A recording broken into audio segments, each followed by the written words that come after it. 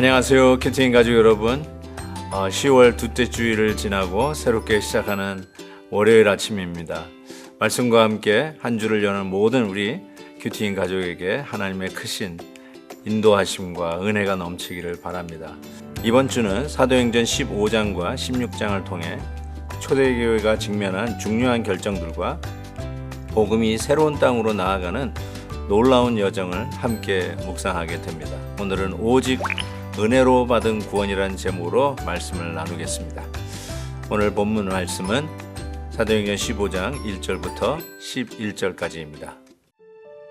어떤 사람들이 유대로부터 내려와서 형제들을 가르치되 너희가 모세의 법대로 할례를 받지 아니하면 능히 구원을 받지 못하리라 하니 바울 및 바나바와 그들 사이에 적지 아니한 다툼과 변론이 일어난지라. 형제들이 이 문제에 대하여 바울과 바나바와 및 그 중에 몇 사람을 예루살렘에 있는 사도와 장로들에게 보내기로 작정하니라. 그들이 교회의 전송을 받고 베니게와 사마리아로 다니며 이방인들이 주께 돌아온 일을 말하여 형제들을 다 크게 기쁘게 하더라. 예루살렘에 이르러 교회와 사도와 장로들에게 영접을 받고 하나님이 자기들과 함께 계셔 행하신 모든 일을 말하며 바리새파 중에 어떤 믿는 사람들이 일어나 말하되 이방인에게 할례를 행하고 모세의 율법을 지키라 명하는 것이 마땅하다 하니라. 사도와 장로들이 이 일을 의논하러 모여 많은 변론이 있은 후에 베드로가 일어나 말하되 형제들아 너희도 알거니와 하나님이 이방인들로 내 입에서 복음의 말씀을 들어 믿게 하시려고 오래전부터 너희 가운데서 나를 택하시고 또 마음을 아시는 하나님이 우리에게와 같이 그들에게도 성령을 주어 증언하시고 믿음으로 그들의 마음을 깨끗이 하사 그들이나 우리나 차별하지 아니하셨느니라. 그런데 지금 너희가 어찌하여 하나님을 시험하여 우리 조상과 우리도 능히 매지 못하던 멍에를 제자들의 목에 두려느냐. 그러나 우리는 그들이 우리와 동일하게 주 예수의 은혜로 구원받는 줄을 믿노라 하니라. 사도 바울과 바나바가 1차 전도 여행을 마치고 자기들을 파송한 안디옥으로 돌아왔습니다. 복음을 전하는 가운데 단순하게 예수 그리스도를 믿으면 구원을 얻는다라고 하는 이 복음이 유대인들에 의해서 반박 이론들이 나오기 시작했습니다. 그것이 무엇이냐면 할례를 받아야 구원을 받는다는 것입니다. 오늘 1절 말씀 보세요. 유대로부터 내려와서 형제들을 가르치되 너희가 모세의 법대로 할례를 받지 아니하면 능히 구원을 받지 못하리라 라고 하는 이런 의견들이 나오기 시작한 겁니다. 바울과 바나바는 전도여행을 하면서 그런 말씀을 한 적이 없거든요. 예수를 믿으면 구원을 받는 것이지 어떤 우리 인간적으로 행할 수 있는 율법을 지키면 구원을 얻는다.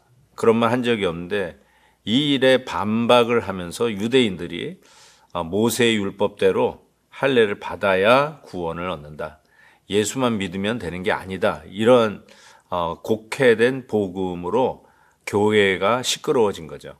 자, 이럴 때 어떻게 해결하는가 봤더니 예루살렘 교회로 보내게 됩니다. 그래서 예루살렘 교회에 우리 가운데 일어난 이런 교리적인 문제라고 할 수 있겠죠. 구원론에 대한 이 이견을 문의를 합니다. 저는 이 모습을 보면서 교회 안에서 일어나는 이런 교리적인 문제, 특별히 구원에 관한 문제, 이 부분에 대해서 확실하게 정리하는 모습을 보게 됩니다. 지금이야 기독교 역사가 2000년을 지나면서 교리적인 문제들이 잘 정리되고 또 물론 교단 간에 약간의 교리적인 차이는 있을 수 있지만 기본적으로 이 구원론에 대해서는 잘 정착이 되었다고 생각합니다. 그러나 이 초기 초대 교회에서는 이와 같이 이론적이고 특별히 이 교리적인 문제가 심각하게 교회를 나누고 분열하는 그런 이슈가 되었던 것을 보는데 이 일을 해결하기 위한 교회의 지혜가 뭐냐니까 예루살렘 교회로 이 대표 성도를 보내서 문의를 하고 그 답을 받아오는 것이죠. 우리도 구원론에 대해 가지고 이견을 내는 사람은 없지만 혹이라도 주의 일을 같이 하면서 다른 이견들이 나와서 교회 안에 싸움이 되고 그걸로 인해서 서로 갑론을박하는 경우가 있다면 어떻게 해야 될까요? 저는 이와 같이 이렇게 공동체에 우리 교회 같은 경우는 실행위원회, 만약에 그것이 그 정도로 교회를 나누는 문제가 된다면 위임을 해서 그 의견을 듣는 것이 중요하다고 생각합니다. 다른 교회 같은 경우는 당회가 되겠죠. 만약에 그것도 문제를 해결할 수 없다면 그 다음엔 노회나 혹은 총회로 가서 교회의 공신력을 가지고 있는 그런 대표 기관을 통해서 답을 얻는 것이 바른 방법이랄 거라고 생각합니다. 어쨌든 이번 안디옥 교회에서 일어나는 이 구원론에 대한 이견 차이는 예루살렘 교회로 이 바울과 바나바 그리고 장로들 이렇게 가서 그 이견 차이에 대해서 물어봤을 때 여러 가지의 의견들이 막 나옵니다. 근데 그때 이것을 어떻게 해결하는가 봤더니 6절에 보니까 사도와 장로들이 이 일을 의논하러 모여 많은 변론이 있은 후에 베드로가 일어나 말하되 형제들아 너희도 알거니와.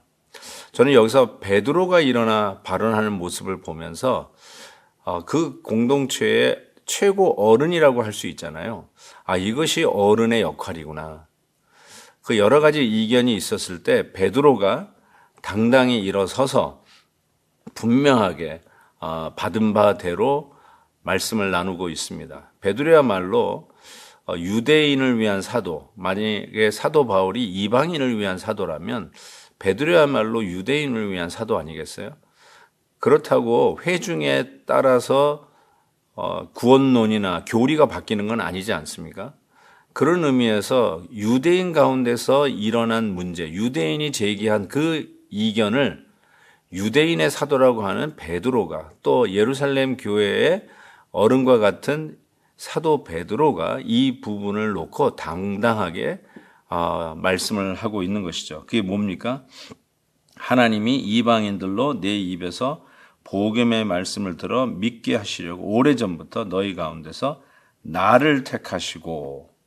베드로도 환상 가운데 유대인들이 부정한 음식이라고 여겨진 음식이 하늘에서 내려오는데 부정하다 안 먹는다 하니까 하나님께서 내가 깨끗하다 하는 것을 네가 부정하다 하느냐 하면서 이 유대인들과 이방인들이 예수 그리스도의 복음을 받아 하나 되는 것을 분명하게 이야기하죠.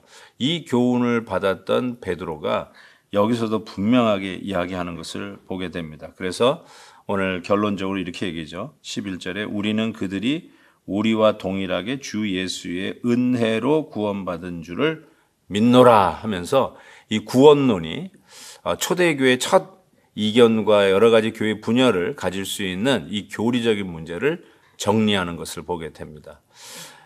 여러 가지의 귀한 교훈을 얻습니다. 우리 안에 이 문제를 우리 교회를 대표하는 기관에 물어서 해결하는 것, 그리고 그 문제를 해결하기 위해서 그의 제일 되는 어른, 교회의 어른이 담대하게 하나님의 말씀을 정리하면서 교회가 완전히 갈라질 수 있었던 그 상황을 봉합하고 특별히 예수 그리스도를 믿음으로 구원받는 이 구원론을 정리하게 되었다는 것이죠. 저는 이런 말씀을 보면서 정말로 초대교회에서부터 문제는 언제든지 일어날 수 있었고 일어났고 그럼에도 불구하고 그 문제 속에서도 지혜로운 믿음의 성도들을 통해서 지금의 교회가 지난 2000년 동안 지켜지고 인도되어졌다고 믿습니다. 오늘도 이 지혜가 우리 아침에 묵상하는 모든 우리 큐티인 가족에게 함께 하시기를 주의 이름으로 축복합니다. 하나님 아버지, 초대교회가 이상적인 게 아니라 초대교회에도 문제가 있었지만 그 문제를 해결함에 있어서 참으로 지혜롭게 나아갔던 모습을 보게 됩니다. 하나님께서 위에 두신 권위를 우리가 인정하며 그 권위에 순종하는 마음을 허락하여 주시옵시고 특별히 하나님 교회가 나눠질 수 있는 그런 상황 속에서도 참 베드로와 같은 귀한 사도가 일어나 당당하게 교회를 하나 되게 하고 특별히 하나님을 믿는 믿음 안에서 구원받음을 분명히 깨닫게 해주시는 이 귀한 역할 감당하는 어른들이 교회 안에 있도록 축복해 주옵소서. 예수 그리스도의 이름으로 기도하옵나이다. 아멘. 내일 또 뵙겠습니다. 오늘도 김한유 목사님의 아침 영상 메시지를 시청해 주셔서 감사합니다. 큐티인 교재는 www.qtin.org에서 구매 가능하며 자세한 사항은 큐티인 홈페이지를 참고해 주시기 바랍니다.